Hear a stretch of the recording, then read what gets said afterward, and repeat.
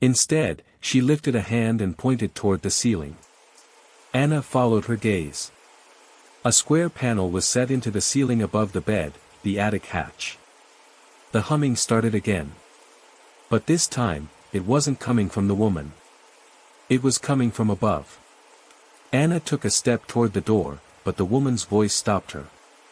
"If you leave now," she said softly, "it will follow you." Anna's heart pounded so hard it felt like it might shake dust from the walls. The woman at the vanity hadn't moved since speaking, her hand still hovering mid-air as though frozen in that last gesture toward the ceiling. The humming above continued, slow, deliberate, almost like a lullaby.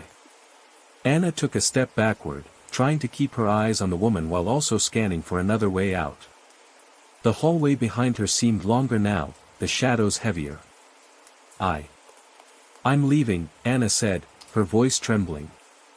"I don't care what follows me." The woman smiled faintly, her head tilting in a slow, unnatural way. "You will," she said. "Everyone does." Anna swallowed the lump in her throat and edged back into the hall. Her gaze flicked to the attic hatch above. It was nothing special, just a square of wood with a small brass ring for pulling it open, but the air directly beneath it felt colder. Then she noticed something she hadn't before. There were faint scratches around the edges of the hatch, like something had tried to claw its way out. The marks weren't just shallow, they dug into the wood, splintering it. Her stomach turned. The humming stopped. Silence filled the space like water filling a tank, heavy, pressing, suffocating. Anna's breath quickened. She knew the rational choice was to leave. Get downstairs, get to the front door, force it open if she had to. But her eyes were locked on that hatch. Some part of her, the part that had driven her to come here at all, wanted to see. Needed to know. Her fingers closed around the brass ring. It was icy cold, as though it had been sitting outside in winter air. She pulled. The hatch opened with a dry groan, revealing a ladder that creaked as it unfolded toward her. Dust rained down, catching in her hair and making her cough. From the darkness above, a voice whispered, not singing now, but speaking. "Come up, Anna." Anna's legs felt heavy, like her body already knew this was a mistake. She stared up into the yawning blackness above, her pulse hammering in her ears. The ladder looked unsteady, each rung dusty and thin with age, but it held her weight as she placed one foot on it. The brass ring of the hatch swung lightly beside her head, swaying in some unfelt breeze. Halfway up, she paused and glanced back down the hallway. The woman was gone. The vanity chair stood empty, the brush lying on the floor. Anna's stomach twisted. She looked back up into the attic, but saw only darkness. The voice hadn't spoken again, yet she felt watched. She climbed the last rung and pulled herself into the attic.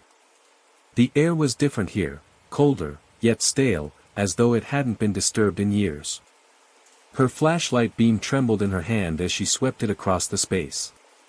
Stacks of old boxes lined the walls, some collapsed under their own weight.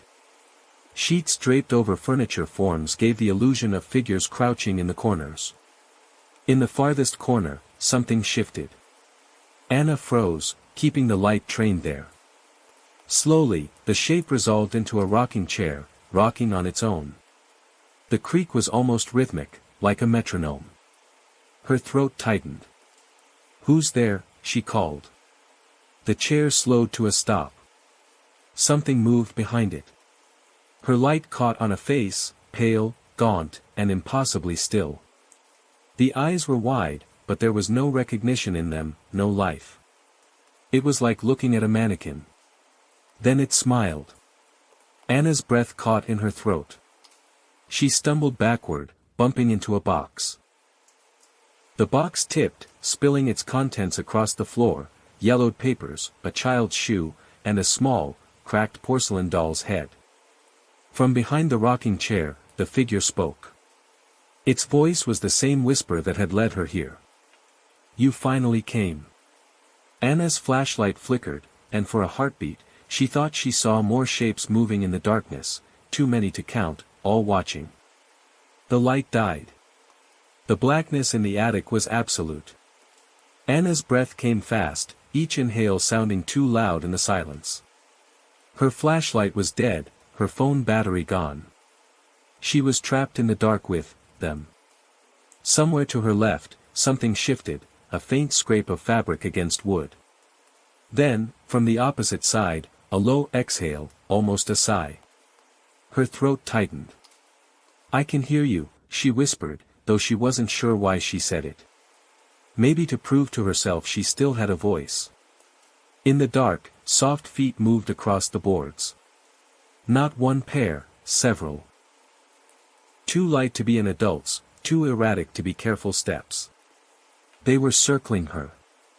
The whisper returned, closer now. Right next to her ear. "We've been waiting a long time, Anna." She flinched so hard she nearly tripped over a box. Her hands groped in the dark until they found the edge of the rocking chair. It was still warm, like someone had been sitting there only moments ago. The voices began to multiply. One whisper became 2, then 5, then 10, overlapping, tangled, speaking words she couldn't understand. It was like standing in the middle of a crowded room where everyone was murmuring just out of earshot. And then, small hands touched her. Fingers cold as stone brushed her wrist. Another set tugged lightly at her sleeve. Someone, ran a palm down the side of her leg and vanished before she could swat it away. Her breathing turned ragged. "Stop," she started, but a chorus of voices hissed over her, so loud and in unison it made her ears ring. From the far corner, a sudden sound broke through, the slow, deliberate creak of the attic hatch being closed. Anna's stomach dropped. She turned toward the sound, but something in the dark grabbed her ankle and yanked. She fell hard to the floor, the air knocked from her lungs. The whispers stopped. In their place came a single voice, the same woman from the vanity, low, steady, and impossibly close. "You can't leave now." Anna's hands scrambled across the attic floor, searching for something, anything, she could use to defend herself. Her fingers found only splintered wood, scraps of cloth, and the cold porcelain head of the doll. The grip on her ankle tightened. It didn't feel like a human hand. The fingers were too long, the joints too sharp, as if the bones pressed directly against her skin. She kicked hard, but the thing holding her didn't flinch. "Let me go," she gasped, twisting violently. The hand released. Anna scrambled to her feet, the boards groaning beneath her. Somewhere in the darkness, something laughed, soft, broken, like the sound of a music box with a bent gear. She lunged toward where she thought the hatch was. The ladder should still be there. She could get down. She had to. Her hands found the brass ring, and for a split second, relief flooded her. She yanked, but the hatch didn't budge. It was sealed shut. "No," she whispered, pulling harder. "No, no, no. It's better this way," the woman's voice murmured from behind her. "They don't like it when people leave." Anna turned, but saw nothing. Just blackness. She pressed her back to the hatch, her hands spread wide against the wood, as if keeping herself anchored there. Then the floor beneath her feet changed. The boards didn't feel like boards anymore.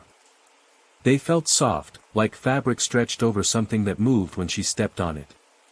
The sensation traveled under her soles, quick and darting, like rats racing just below the surface. A chorus of whispers rose again. Only now, they were saying her name. Over and over. "Anna. Anna. Anna."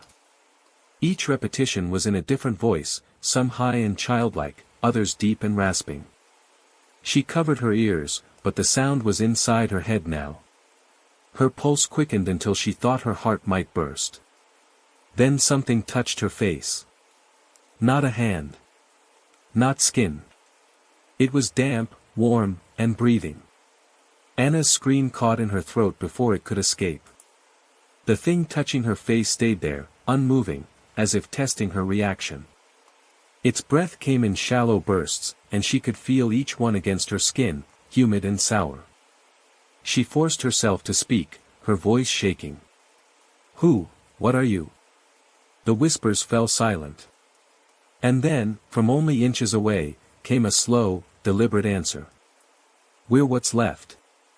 Her flashlight suddenly flickered back to life. She